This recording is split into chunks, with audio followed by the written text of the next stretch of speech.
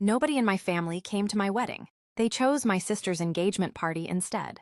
Not even my parents or my best friend showed up. Then my mom texted, "We need to talk now." By the end of the night, I had 36 missed calls. "Hello, folks. My name is Emma. I'm 30 years old.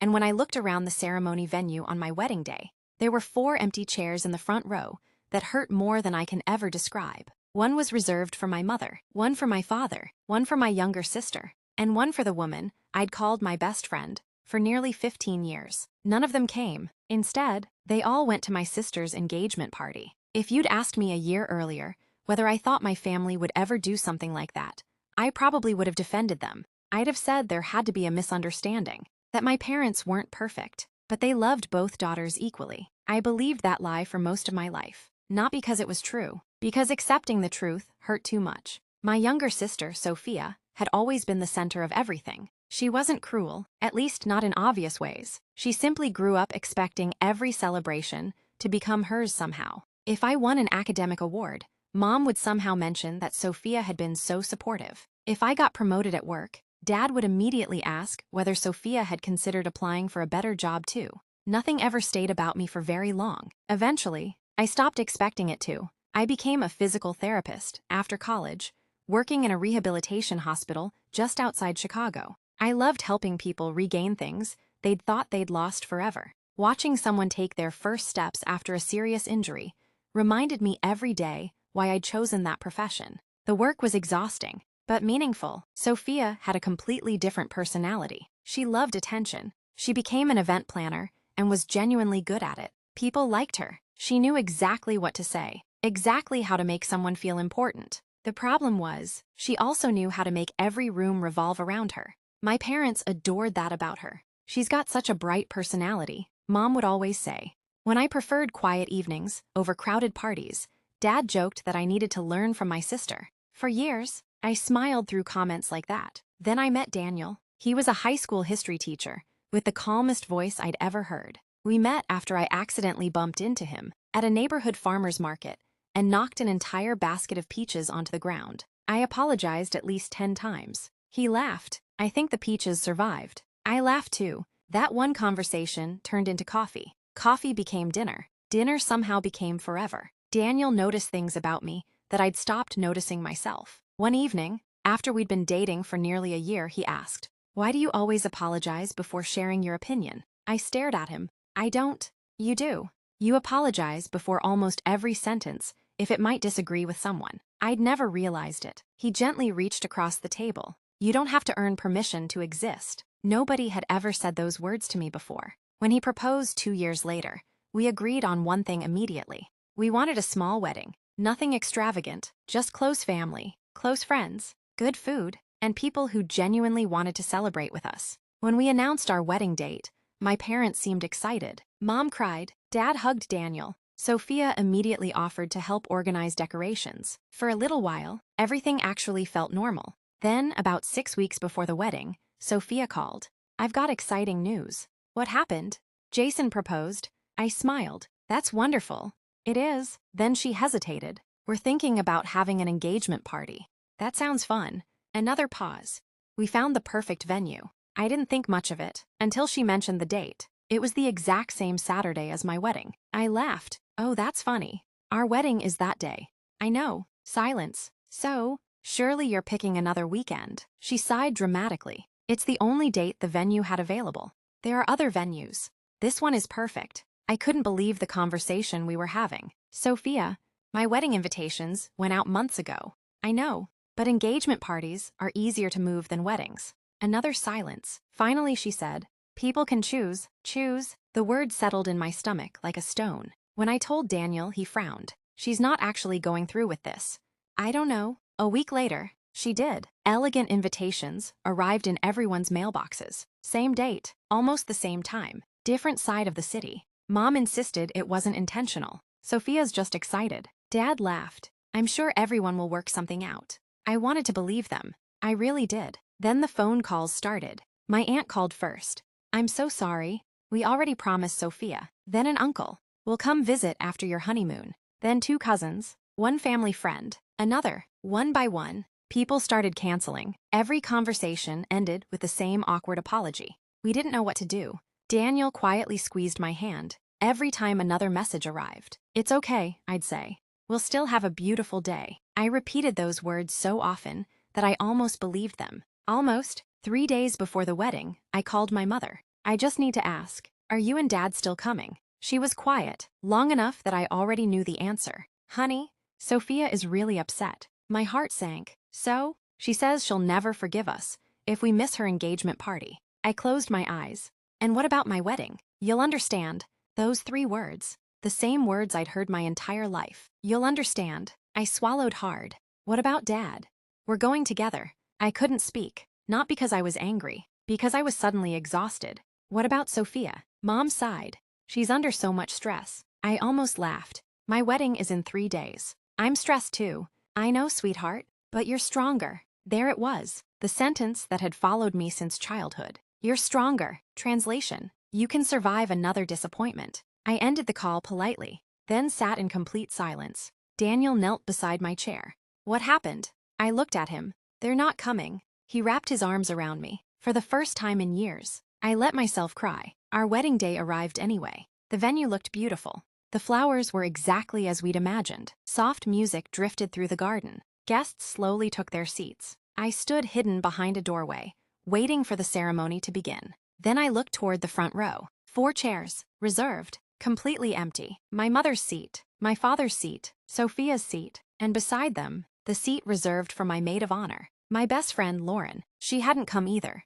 An hour before the ceremony, she'd sent one text. "I'm so sorry, Sophia really needs me today." That was it. 15 years of friendship, reduced to one sentence. Daniel looked at the empty chairs, then looked back at me. "We can still have a wonderful wedding." I nodded. "I know." And somehow, we did. Our friends laughed. My coworkers danced. Daniel's parents treated me like I'd always been part of their family. For a few precious hours, I forgot about the empty seats. As we stood together cutting our wedding cake, my phone buzzed inside my purse. Then again, I ignored it. After the photographs were finished, I finally glanced at the screen. One new text from Mom. "We need to talk, now." Before I could even process it, the phone vibrated again. Then again. Notification after notification filled the screen. When I unlocked it, my breath caught. 36 missed calls, every single one, from the very people who hadn't thought my wedding was worth attending. Sometimes, the people who walk away from your biggest day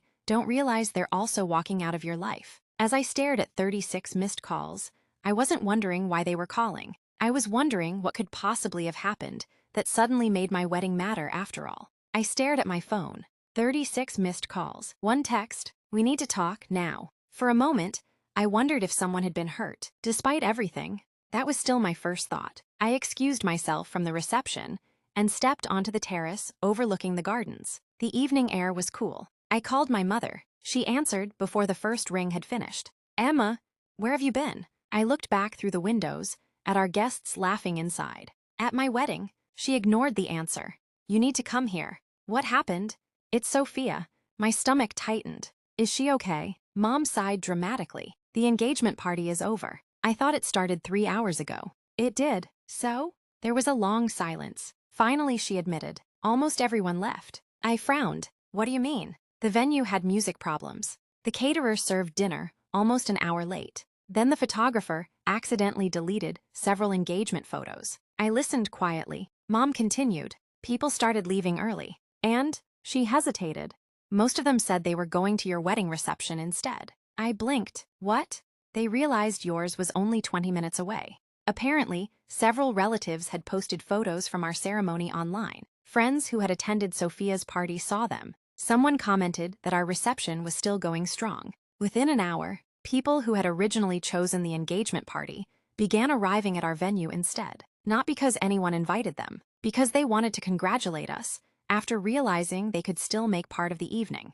Mom sounded frustrated. They should have stayed with family. I couldn't help noticing the irony. They were with family. She ignored that too. "Sophia is devastated. I'm sorry she's upset. She keeps saying this is somehow your fault." I closed my eyes. "My fault? If your reception hadn't still been going." I laughed quietly, not because it was funny, because I genuinely couldn't believe what I was hearing. So I was supposed to end my own wedding early, to make sure people stayed at hers. Mom didn't answer. Instead, she said, "We need you to come calm her down." I looked back through the window. Daniel was laughing with his parents, while my coworkers danced nearby. My grandmother, Daniel's grandmother, who had insisted on treating me like her own granddaughter, was teaching my flower girl how to waltz. For the first time all day, I felt completely at home. No, Mom sounded shocked. What? I'm not leaving my wedding reception. Emma, she's crying. So was I. Silence. The difference is, I cried because my parents chose not to attend my wedding. Mom didn't speak. After several seconds, she whispered, "We thought you'd understand." There they were again. The words I'd heard my entire life. "You'll understand," I answered quietly. "I finally do." Then I ended the call. When I walked back inside, Daniel immediately noticed my face. "You okay?" I smiled. "I am now." He didn't ask any more questions. He simply took my hand and led me back to the dance floor. That was exactly what I needed. The next morning, another message arrived. This one was from Lauren, my best friend, or at least, the person I'd believed was my best friend. "Can we meet, please?" Against Daniel's advice, I agreed. We met at a quiet coffee shop. Lauren looked exhausted. "I'm so sorry." I stayed silent. I thought I'd have time to attend both events. "You didn't?" She nodded. "I know. I made the wrong choice." I stirred my coffee without looking up. "Do you know what hurt the most?" She wiped away a tear. "What?" "It wasn't that you missed my wedding.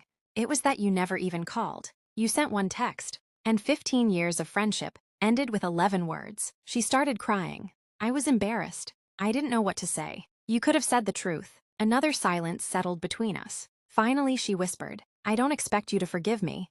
I know. For the first time, she understood there are some moments in life you simply can't ask someone to relive. A wedding is one of them. About a week later, my parents came to our house unannounced. Daniel answered the door. They asked if they could come inside. He looked at me. I nodded. We sat around the dining table. No one spoke for almost a minute. Finally, Dad cleared his throat. "We made a mistake." Mom immediately began crying. "We should have been at your wedding." I looked at both of them. "Why are you apologizing now?" Dad sighed. "Because when we watched the videos your photographer posted, we realized what we missed." Mom nodded. "We saw Daniel's parents walking you down the aisle. We saw everyone celebrating. And," her voice broke, "we weren't there." I didn't answer. She continued, "We thought there would always be another chance." I gently shook my head. "There wasn't." Dad stared at the table. "I know." Another long silence passed. Then Mom quietly asked, "Can we make this right?" I thought about that question carefully, then answered honestly, "No." Her face fell. "You can't remake a wedding. You can't recreate the moment I looked for you before walking down the aisle. You can't give Daniel the chance to ask my father for my hand again. You can't replace the empty chairs." Tears rolled down her cheeks. "I know. But," I reached across the table and gently took her hand. "What you can do is decide whether this becomes the story of one terrible decision or the beginning of different ones." Dad nodded slowly. "We'd like that. I hope you mean it." "I do." For the first time in years, I believed he was telling the truth. Not because of what he promised, because he finally stopped making excuses. Epilogue. Soft piano becomes lighter, carrying peace instead of regret. It's been 3 years since our wedding. Daniel and I still laugh about how our dance floor stayed full until midnight. The photographs hanging in our hallway don't remind me of who was missing anymore. They remind me of who showed up. Daniel's family became the family I'd always hoped to have. His parents never tried to replace mine. They simply loved me without asking me to earn it. Lauren and I never rebuilt our friendship. Some absences leave scars that apologies can't completely heal. I wish her well, but our lives moved in different directions. As for my parents, they've spent the last 3 years showing up. Birthdays, holidays, ordinary Sunday dinners. Not because I demanded it, because they finally understood that love isn't measured by what you say after you've disappointed someone. It's measured by what you consistently choose to do afterward. My thoughts. Looking back, I don't think the empty chairs were the saddest part of my wedding day. The saddest part was realizing I'd spent years hoping people would eventually choose me, when I should have been paying attention to the people who already had. Family isn't defined by who shares your last name. It's defined by who stands beside you when life gives them every opportunity to stand somewhere else. On my wedding day, the people I expected to be there walked away, but the people who truly loved me never left. And in the end, those were the only seats that really mattered.